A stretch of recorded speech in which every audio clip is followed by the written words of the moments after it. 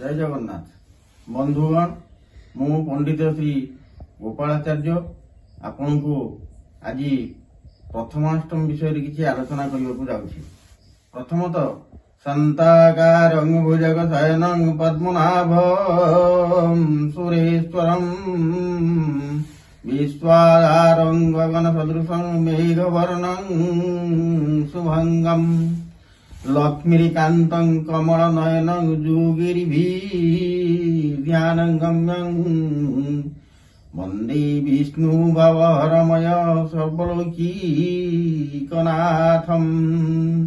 ओम नमः भगवते वासुदेवाय नमो नमः।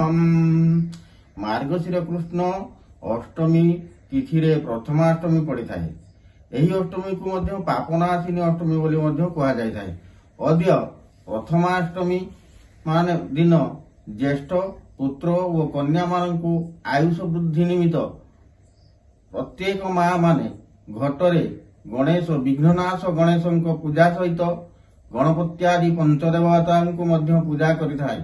गणेश भास्कर विष्णु शिव दुर्गा तथैव च भिन्न भिन्न न कर्तव्यं पंचदेव नमोस्तुते।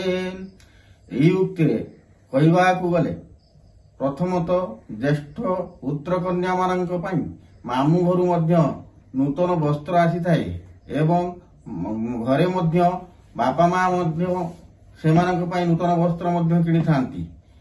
तापरे माँ माने सकाळे उठी सेही वस्त्र को घटरे पूजा करी घट पूजा पूर्वक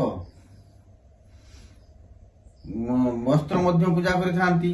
वस्त्र पूजा करी सारला परे पिला मानकु चंदन टीपारे देई चंदन टीपा लगाई माँ माने पिला मानकर आयुष वृद्धि निमित्त पूजा मध्य गणेश को करिथांती। गणेश पाखरे पूजा कला बेले माँ माने विशेषतः भाव कही हे बाबा गणेश मोर पुत्र आपण विघ्ननाशक विघ्नेश्वर मोर पुत्र को मोर कन्या को आयुष वृद्धि कर भल विद्या दियो भल बुद्धि दियो यही सबू कामना मध्य करिथांती। विशेषतः भाव कहवाकू गले वंदापना मध्य करिथांती। वंदापना कर सारा पर ज्येष्ठ पुत्र कन्या माने गुरुजन मानू प्रणाम करिथांती। प्रणाम कर सारी से माने कौन करती गुरुजन मान पाखु आशीष ग्रहण मध्य करिथांती। यथा समाचार मार्गशीर्षान् कृष्णाष्टमी दासरावधा गणेशादीन पूजयच्च ज्येष्ठमायु सभी वृद्धये। यही कामना करी माँ माने विशेष भाव ज्येष्ठ पुत्र कन्या मानकु नववस्त्र परिधान करी विशेषतः सारी थांती। यह होची प्रथमाष्टमी विशेष कर्तव्य। मु एतिकी कही विदाय नेउछि। जय जगन्नाथ।